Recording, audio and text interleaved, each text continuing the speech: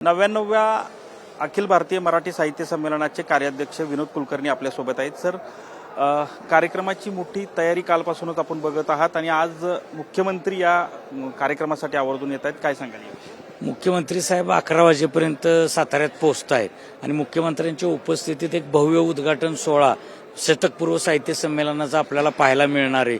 दिवसभर सुद्धा कवी संमेलन, संध्याकाळी प्रशांत दामलेचं नाटक, त्यामुळे साहित्य आणि नाटक, सांस्कृतिक कार्यक्रमाची मेजवानी सुद्धा आपल्याला बघायला मिळणार आहे आणि देशभरातून आणि परदेशातून सुद्धा रसिक साताऱ्यात कालपासून दाखल झालेले आहेत. त्यासाठी वेगळं पण आता ह्या वेळेचं काय असणार आहे? ह्या संमेलनाच्या निमित्तानं भरपूर साहित्य या ठिकाणी आलेले आहेत, पण काय पाहता?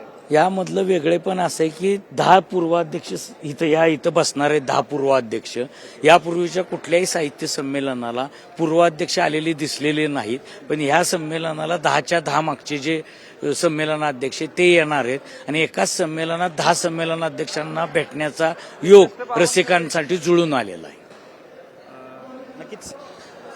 खरं तर 10 संमेलनाचे या आधी झालेल्या अध्यक्ष जे आहेत ते या ठिकाणी येणार आहेत आणि मोठी जय्यत अशी तयारी जी आहे ती या संमेलनाच्या निमित्तानं या ठिकाणी झालेली पाहायला मिळत आहे. कॅमेरामन सुशांतसह संतोष नारोडे, TV9 मराठी, सातारा.